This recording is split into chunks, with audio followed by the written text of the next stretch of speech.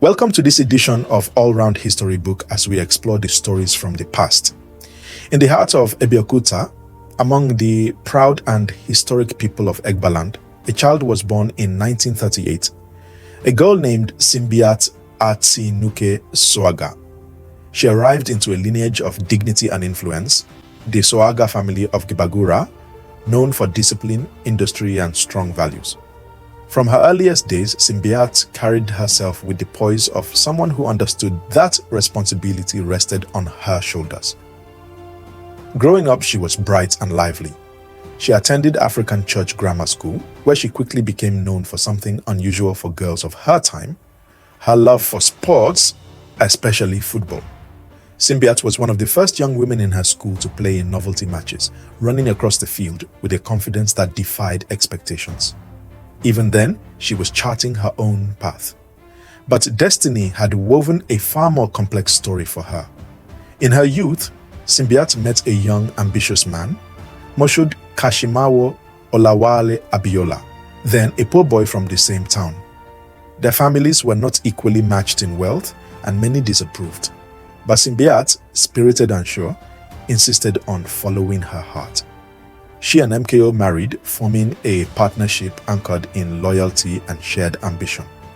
As MKO's fortunes rose, so did Simbiat's responsibilities. She was not a silent wife in the background of a famous man. She became the engine behind much of the Abiola enterprise. Through the 1970s and 1980s, she took on major leadership roles in the growing business empire. She served as vice chair or vice president across numerous companies: the Concord Group of newspapers, Gibagura Fish Industries, Wonder Bakery, and several others. She was a philanthropist with an instinct for community, a woman who opened her hands to those around her. Her generosity was steady and unpublicized, and because of her compassion, she earned several traditional honors, including one of the highest titles bestowed upon a Yoruba woman, Otun Iyalode of Egba land. Her love for sports never faded either. Later in life, she became a patron of women's football, founding Kakanfo Queens FC, one of the early female football clubs in Abeokuta. She pushed boundaries for women long before women's empowerment became a slogan. Simbiat was also politically aware, bold enough to stand for office herself. In 1979, she contested for a senatorial seat under the National Party of Nigeria. She did not win, but the attempt spoke volumes. She was a woman who believed women could lead, and lead boldly. As a mother, she was deeply involved in her children's upbringing. Among them was Kola Abiola, who would eventually enter politics himself. In the early 1990s, Simbiat fell ill. Despite treatments and long battles with cancer, she remained graceful, prayerful, and composed.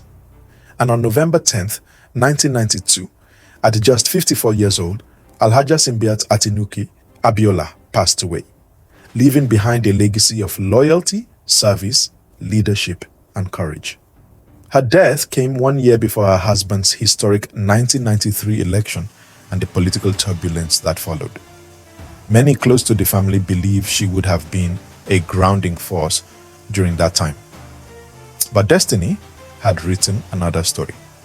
Today, more than 3 decades later, she is remembered with deep respect as the quiet pillar behind one of Nigeria's most impactful families. Thank you for watching this series of All-Round History Book.